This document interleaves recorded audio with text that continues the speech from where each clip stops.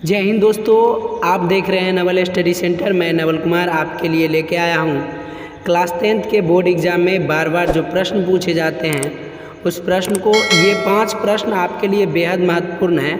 ये 5 प्रश्न है। पहला, खूनी रविवार क्या है। दूसरा है, अक्टूबर की क्रांति क्या है। तीसरा, राष्ट्रवाद क्या है। और चौथा प्रश्न है, सर्वहारा वर्ग किसे कहते हैं। पाँचवा प्रश्न है, गुप्त मतदान क्या है। इन 5 प्रश्नों का सॉलिड तरीके से आंसर कैसे दी जा सकती है उसको हम देखेंगे।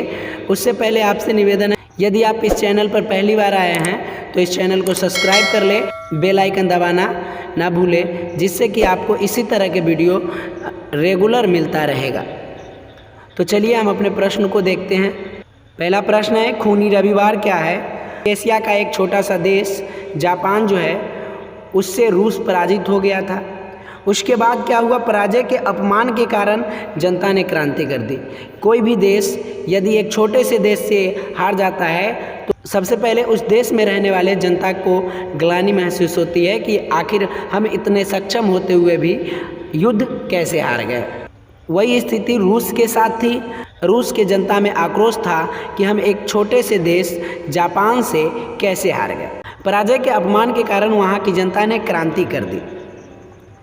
9 जनवरी 1905 ईस्वी को लोगों का समूह प्रदर्शन करते हुए सेंट पीटर्सबर्ग स्थित महल की ओर जा रहे थे, जहां जार की सेना ने निहत्थे लोगों पर गोलियां बरसाई, जिसमें हजारों लोग मारे गए। ये घटना रविवार के दिन घटी थी, इसीलिए इसे खूनी रविवार के नाम से जाना जाता है। तो दोस्तों, आपने देखा रूस एक बड़ा देश होते हुए भी जापान एक छोटे देश से हार गया था, जिससे हार के कारण वहाँ की जनता में बौखलाहट हो गई कि आखिर हम एक छोटे से देश से हार कैसे सकते हैं। तो वहाँ की जनता ने वहाँ के राजा के प्रति आक्रोश व्यक्त करते हुए उसके महल की ओर जा रहा था। जार के सैनिकों ने उन निहत्थे लोगों पर गोलियां चलाई, जिसमें हजारों लोग मारे गए।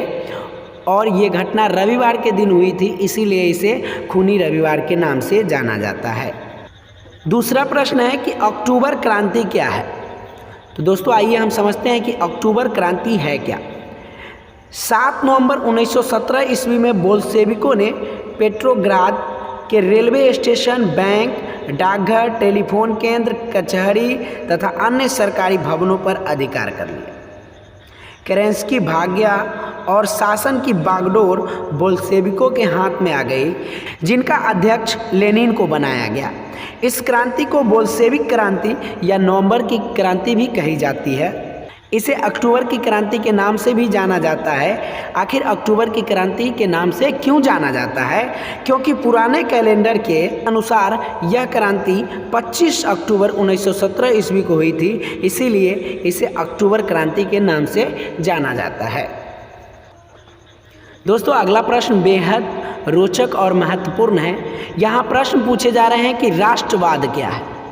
अब आप अपने देश से ज़रूर प्रेम करते होंगे, तो आपके अंदर राष्ट्रवाद की भावना जरूर होगी। यानी अपने देश के प्रति आप कुछ सहन नहीं कर सकते। यदि कोई देश आपके देश के प्रति कुछ गलत बोलता है तो आपके अंदर जो भावनाएं उमड़ती है वही राष्ट्रवाद है।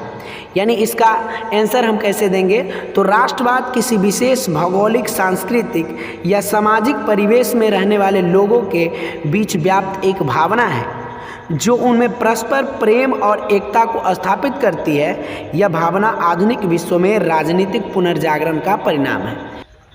चौथा प्रश्न है कि सर्वहारा वर्ग किसे कहते हैं। सर्वहारा वर्ग के अंतर्गत कौन कौन से लोग आते हैं, इनको हम देखेंगे।